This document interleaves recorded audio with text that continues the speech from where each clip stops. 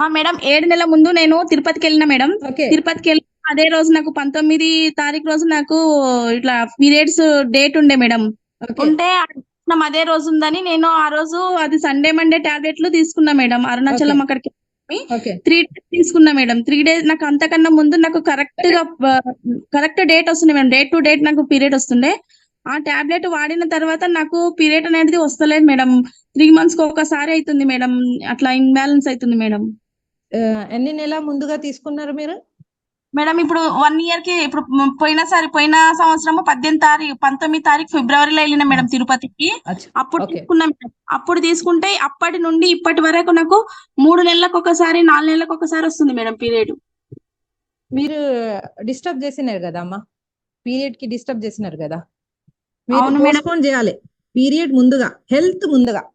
తర్వాత ఫంక్షన్స్, తర్వాత celebrations. First health important అమ్మా. సో అదే రోజు దర్శనం అదే రోజు ఉండని తీసుకున్నా మేడం. నేను ఎప్పుడు తీసుకుని లేకుంటే ఫస్ట్ టైం నేను తీసుకున్నా. నాకు అదే ప్రాబ్లమ్ అయితుంది మేడం.